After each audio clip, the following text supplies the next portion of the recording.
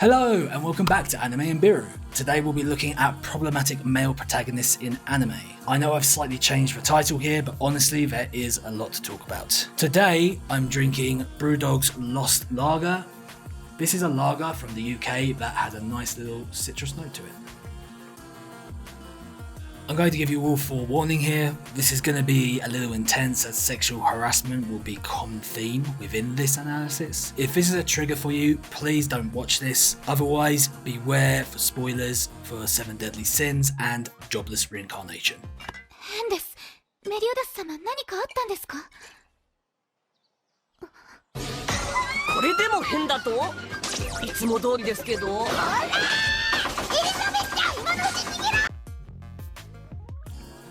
Good lord, this anime is a bit of a train wreck. The best way to sum up 7 Deadly Sins is if you took all the typical anime tropes you could find, force-fed them steroids and cocaine, and then duct taped them together. I think I managed to get through the first season, and after that I was just like, that's enough for me. Fan service is littered everywhere, from the good guys to the bad. The main offender here, however, is the relationship between Meliodas and Elizabeth. そういえば聞いてなかった。この子は団長とどんな関係なの？愛人的な？違います。タッチしたりされたり的な？ It seems in mostly every episode, Meliodas takes the time to do something perverse to Elizabeth. And when you consider that the main character is 3,000 years old, you think in that time he might have learned that casually walking up to a 16-year-old girl and trying to lift her skirt up or grabbing her boobs probably isn't morally sound. In fact, the only one who seems to do anything about it is a pig. I did look further into the episodes later on, and of course they end up getting married. With the information that I have, it sounds like the "Grandma, how did you and Granddad meet?" TikTok that was floating around for a while. Only this version sounds a little like this. Hey Mum, how did you meet Dad? Ah, that's an interesting story actually. Basically, he just kept coming up to me, doing silly things like looking up my skirt or, touching me, or, making silly little comments like, oh, you've got really big boobs today or something like that, And, well, he never really went away, to be honest, so I just thought, well, why not just marry him? Mum, that sounds like harassment and grooming. Oh no, nonsense. That's just how we did things back in those days, And also, you have to remember your dad is 3,000 years old, so, they did things very differently back in his day as well. Mum, what the fuck? Ultimately, the relationship between Meliodas and Elizabeth really turned me off this anime. From what I remember, there were some decent animation and fight scenes, but that's really the only redeeming factor. Anyway, next animation, and this one's a doozy.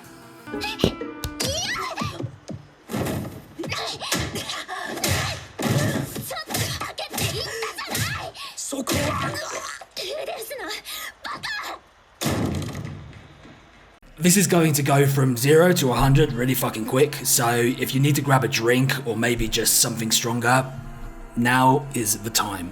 Jobless Reincarnation is an isekai. For those of you who aren't sure what that is, it's basically a genre of anime where the protagonist is transported to another land, usually by reincarnation. Jobless Reincarnation was one of the first isekais out there, and honestly one of the strongest contenders there is.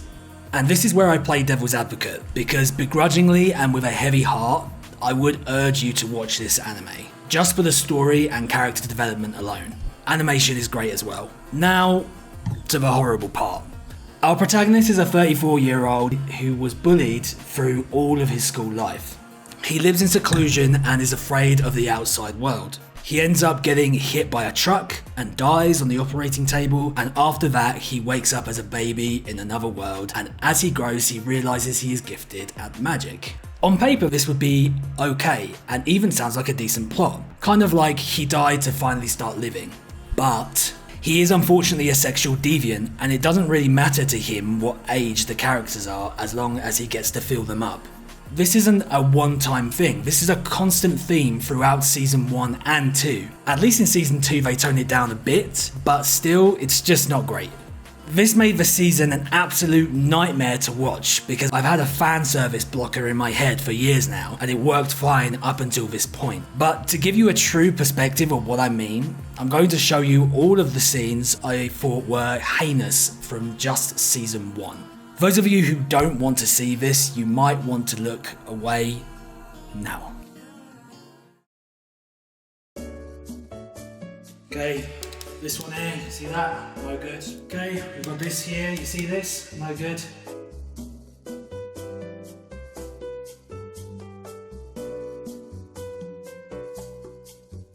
This over here, pretty bad as well, yeah.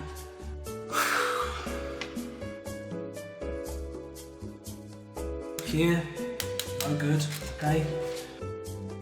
This, we get rid of that. All of this, not good. Over here, yeah. This part, all of this, we don't want this, okay. Okay, this one, this here, it's no good, we don't want that. This here, okay, that's all bad. All of this, no good, okay, no good. This over here, pretty bad as well, yeah. All of this, no, we don't want that, okay. This part here, we don't want it, okay. And this, and this, and this, and this.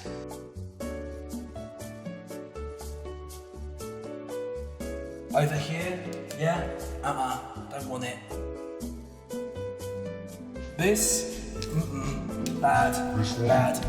This one, this bad, all is bad, all is bad, this,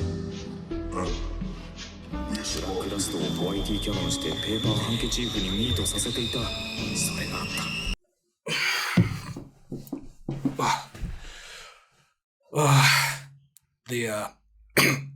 The seconds feel like days.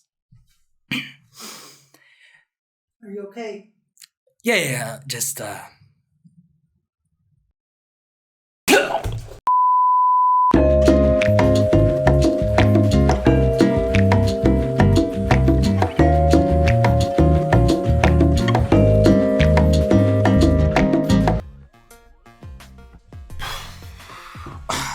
I'm back. All of the above makes you really hate the protagonist and just gives a general uncomfortableness when watching the season, which is honestly really terrible. Like every time I see him get the shit kicked out of him, I'm almost rooting for the other side characters. That's it, Eris, you got it. Yeah, just kill him now. That's it. Just keep hitting, don't stop. Just don't stop. Oh no, you see. Yeah, you see, you kind of messed that one up, but it's alright. Okay, man, listen, you're on the right track here. I know you got a thing about protecting kids, but he's not really a kid. You could just end it right now. End everybody's suffering. It'll be fine.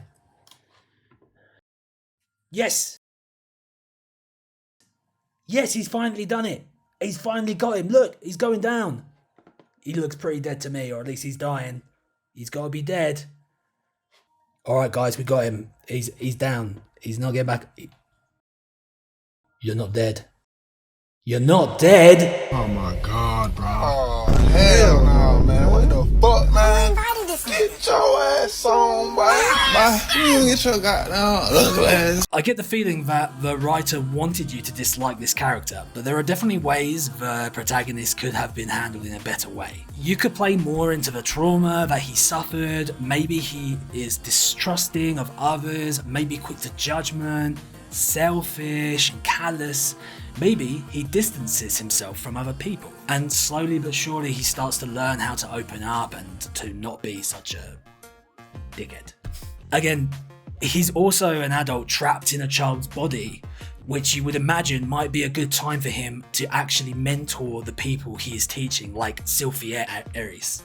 There are parts where he starts acting like an actual decent human being, but they are overshadowed by, well, what we previously discussed. Sorry for the rant on this one, it just gets me so irate watching something that ticks all of the boxes and then gets something so pivotal as the main character so wrong. Anyway, I've probably kept you long enough, so let's wrap up. What's the takeaway from this then? I see a lot of discourse online talking about these kinds of male protagonists in anime, but one of the main defenses I've seen online is, well, that's how the universe is, or, oh, the law in this universe is more lax on this kind of thing, so it makes sense. Well, does it? If you take this ideal to heart, it basically means that nobody will ever be able to criticize a piece of fiction because the world exists and it is how it is. I watched a short video by Folding Ideas that talks about this point. If you're interested, you should check this out.